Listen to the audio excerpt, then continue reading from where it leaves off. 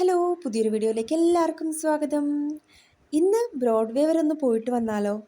Uniform cloth മേടിക്കാനാണ്, എനിക്ക് വേണ്ടിയിട്ടല്ല കേട്ടോ.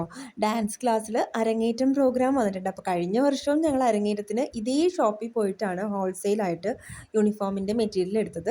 അപ്പോൾ ഇത്തവണയും അവിടെ തന്നെയാണ് പോയിരിക്കുന്നത്. അപ്പോൾ ഇവിടുത്തെ കാര്യം എങ്ങനെയാണെന്ന് വെച്ച് കഴിഞ്ഞാൽ, ബ്രോഡ്വേയിൽ മിക്ക കടയിലും 10 മീറ്റർ ആയിരിക്കും മിനിമം വരുന്നത്. ചിലയിടത്ത് 25 മീറ്റർ പറയും, ചിലയിടത്ത് ബിൽ എമൗണ്ടാണ് വരുന്നത്. 6000 രൂപ ബിൽ എമൗണ്ട് മിനിമം വരണം, ചിലയിടത്ത് 25,000 രൂപ ബിൽ എമൗണ്ട് മിനിമം വരണമെന്ന് പറഞ്ഞിട്ടുണ്ടായിരുന്നു. അത് കേട്ടപ്പോൾ ശരിക്കും പറഞ്ഞാൽ ഞാനൊന്ന് ഞെട്ടി. കാരണം 25,000 ബിൽ എമൗണ്ട് വരണമെങ്കിൽ നമ്മൾ എത്ര ക്ലോത്ത് എടുക്കണമല്ലേ. അപ്പോൾ എന്തായാലും പോയതല്ലേ എന്ന് വിചാരിച്ചിട്ട് അവിടെ ഉണ്ടായിരുന്ന ബാക്കിയുള്ള ക്ലോത്തും സാരിയും എല്ലാം എടുത്തൊന്ന് നോക്കുവാണ്. പിന്നെ നമുക്ക് സാധാരണ കിട്ടുന്ന കടയിലില്ലേ, അതായത് റീറ്റെയിൽ ഷോപ്പിൽ, അവിടെ വരുന്ന എമൗണ്ടും ഇവിടെ വരുന്ന എമൗണ്ടും കൂടി ഞങ്ങളൊന്ന് കമ്പയർ ചെയ്തൊക്കെ നോക്കി ഒന്ന് ഞെട്ടിയതാണ്. പിന്നെ ഞങ്ങൾ നേരെ രാധാകൃഷ്ണനിലേക്ക് പോയി. ഇതേ ശീമാട്ടിയിൽ നിന്ന് ആ ഒരു ഓഫർ ടൈമിൽ എടുത്ത സാരിയാണിത്. അതിന് പറ്റുന്ന ബ്ലൗസ് തപ്പിയിട്ടാണ് രാധാകൃഷ്ണനിലേക്ക് പോയത്. എപ്പോഴും എല്ലാവരും ഇടുന്ന പോലെ ഒരു ബ്ലൗസ് വേണ്ടാന്ന് വിചാരിച്ചിട്ടാണ് ഇവിടെ ഇരുന്നിട്ട് കുറേ നേരം ഇരുന്ന് സെർച്ച് ചെയ്തിട്ട് അവസാനം ഒരെണ്ണം കിട്ടിയിട്ടുണ്ട്. കുറച്ച് യുണീക്കായിട്ട് തോന്നി. അറിയില്ല, ഇത്തവണ ഇനി എല്ലാവരും ഇത് തന്നെയായിരിക്കും ചിലപ്പോൾ എടുക്കുന്നത്. അവസാനം ചോദിക്കേണ്ടി വരുമോ രമേഷിൻ്റെ കടയിൽ നിന്നാണോ വാങ്ങിച്ചതെന്നുള്ളത്. ക്രോപ്പ് ടോപ്പും അംബ്രല സ്കേർട്ടും ആയിട്ട് ഒരു കുട്ടിയുടെ ഓർഡർ വന്നിട്ടുണ്ട്. ഓണത്തിനിടാനായിട്ടാണ് കേട്ടോ. അപ്പോൾ അതിന് പറ്റുന്ന കുറച്ച് കാര്യങ്ങളും കൂടി ഇവിടെ നിന്ന് വാങ്ങണം. പിന്നെ സിത്തൂനും കുറച്ച് ഓർഡർ വന്നിട്ടുണ്ട്. അപ്പോൾ അതിനുള്ള കാര്യങ്ങളൊക്കെയാണ് ഞങ്ങൾ നോക്കുന്നത്. അപ്പോൾ ഈ രാധാകൃഷ്ണയിൽ തന്നെ ലേസിൻ്റെ ഒരു സെക്ഷൻ ഉണ്ട്.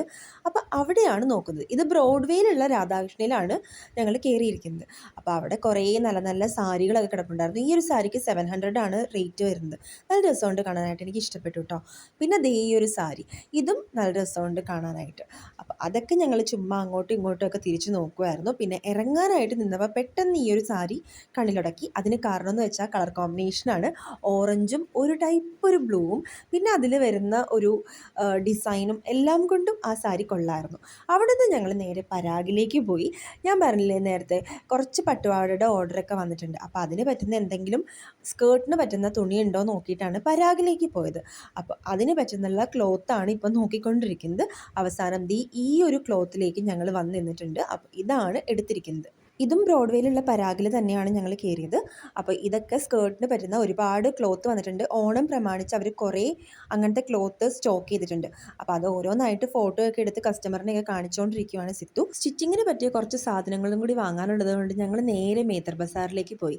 നടക്കുന്ന വഴിയിൽ പെട്ടെന്ന് നോക്കിയപ്പോഴേക്കും ഇവിടെ കുറേ കിരീടവും രാജാവിൻ്റെ ഡ്രസ്സും അങ്ങനെ കുറേ സാധനങ്ങളൊക്കെ ഇരിക്കുന്നു.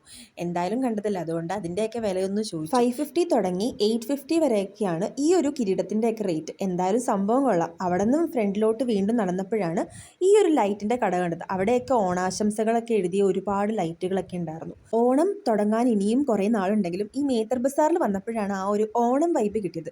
ഈ ഒരു അത്തപ്പൂക്കളം കണ്ടോ, ഇത് ചവിട്ടി പോലെ ഫ്രണ്ടിൽ ഇടുന്നതാണ് കേട്ടോ. ഓണം അടുക്കുമ്പോഴേക്കും പൂവിനൊക്കെ വില കൂടുന്നതുകൊണ്ട് ഇപ്പം എല്ലാവരും ഈ റെഡിമെയ്ഡ് പൂക്കളാണ് ഇടുന്നതെന്നാണ് അവിടെയുള്ള ചേട്ടന്മാരൊക്കെ പറയുന്നത്. ഓഗസ്റ്റ് 15 ഇങ്ങ് അടുത്തു എന്നുള്ളത് ഈ ഒരു കട കണ്ടപ്പോഴാണ് പെട്ടെന്ന് ഓർമ്മ വന്നത് കേട്ടോ. ഈ കുപ്പിവളക്കടയും അതുപോലെ തന്നെ ഓർണമെൻറ്റ്സിൻ്റെ കടയും കണ്ടപ്പോഴേക്കും ഞങ്ങൾ ശരിക്കും വാങ്ങാൻ വന്നത് എന്താണെന്നുള്ളത് മറന്നിട്ട് അവിടെ നിന്നിട്ട് ഈ ഓർണമെൻറ്റ്സിൻ്റെയൊക്കെ ഭംഗി നോക്കിക്കൊണ്ട് നിൽക്കുമായിരുന്നു. ലെയറായിട്ട് കിടക്കുന്ന ഈ മാലകൾ കണ്ടു കഴിഞ്ഞാൽ ആരായാലും നോക്കിപ്പോവും. അത്രയും ഭംഗിയുണ്ട് കേട്ടോ, നല്ല രസമുണ്ട് കാണാനായിട്ട്. അപ്പോൾ അടുത്ത വീഡിയോയിൽ കാണുന്നവരെ ബൈ ബൈ.